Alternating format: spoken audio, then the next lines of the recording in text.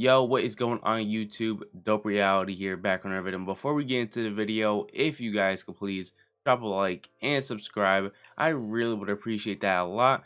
And turn on your post notifications so you get alerted when I post a new video. But pretty much in this video, I'm going over the best jump shot on NBA 2K21 Next Gen. I've been playing a lot of Pro-Am and Rec, and this is the best jump shot in my opinion. I used to use 98, but after playing Comp Pro-Am, it's really hard to use that if you're like 6'7", because it's kind of slow.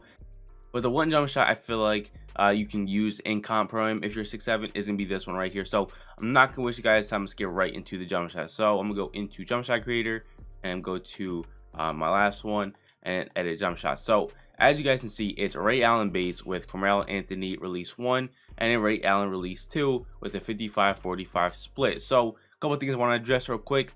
This jump shot I think is the fastest 4.67s with a decent green window. I think jump shot 29 has a bigger green window, but I personally don't like it. Then of course you have XM.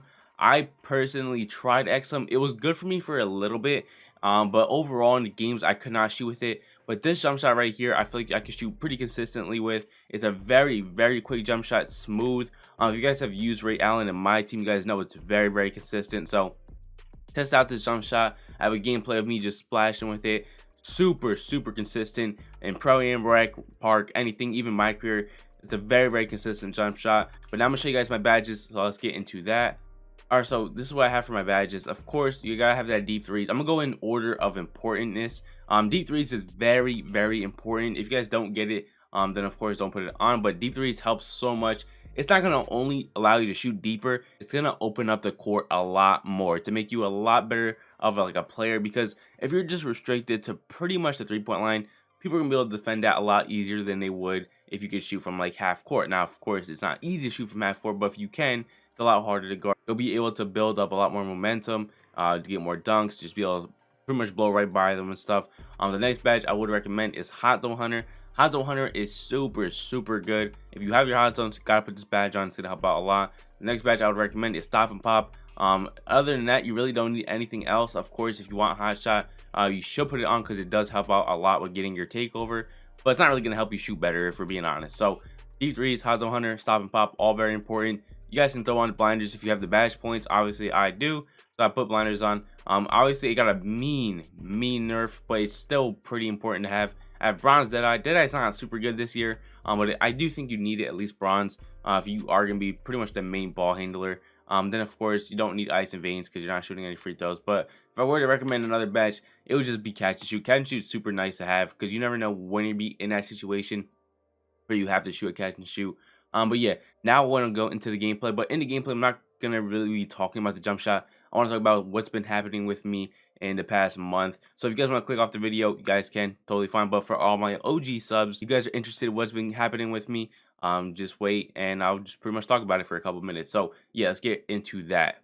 Alright, so we're finally into the gameplay, and pretty much what I want to talk about is what's been going on with me for the past month when I took off pretty much all of YouTube. I barely streamed. I streamed a couple times on YouTube, maybe like twice, and I streamed a couple times on Twitch. But pretty much, if you guys don't care about this part of the video, you guys can click off. Nothing really happens besides me greening. You guys already got the jump shot, so you guys can dip if you want. But for all my OG subs who want to hear me talk, here we go. So pretty much, I've been taking a complete break from YouTube. I haven't done too much content wise. I've been playing a lot of Pro-Am though. Pro-Am has been super fun. It's definitely a learning experience, but it's a fun learning experience. If you guys haven't tested out Pro-Am on Next Gen, I would highly recommend it. It's very hard to get a consistent 5. I'm not gonna lie, that's my biggest problem, is finding 5 consistent players. Now we have gotten a lot better at it because mainly King Cruz got sick, so he's pretty much off from everything for the next week. My boy Kodak, obviously most of you guys know, he's pretty consistent anyway. And then of course we have my boy Pro Boys. You guys probably have never seen him on the channel. And we have my other IRL Mike, who has been pretty much playing a lot of Pro-Am with his squads.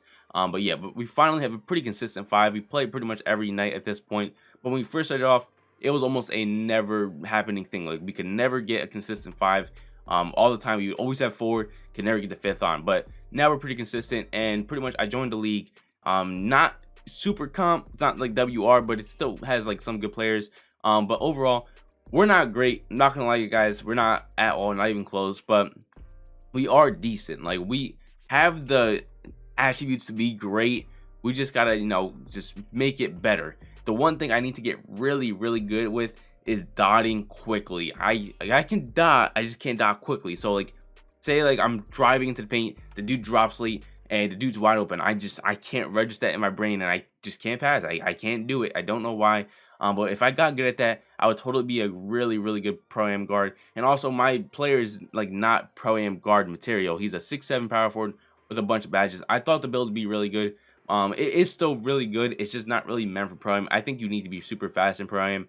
Just because like getting that 90 plus speed is just so lethal. You can pretty much do whatever you want with it. But what I want to do, and let me know what you guys think, is probably go to current gen and just play current gen once my pro-am stuff is over. And I might play some current gen pro-am. I don't know yet. But I know you guys probably want me to start streaming more and stuff like that. So the only way I can really do that is if I go to current gen. Pro-am on next gen, no one really wants to watch. And I don't like current gen, but if I got to do it, I got to do it. It's not the end of the world. I'll do it. But yeah, that's pretty much it for video, guys. Hope you guys did enjoy. Once again, let me know what you guys think about the videos, what I should do, and stuff like that. And honestly, if you guys want to see some pro-am gameplay, let me know. I'll try to drop some as soon as possible. A lot of those games, though, aren't great. We only have like one dub. But yeah, thank you guys so much for watching, and peace.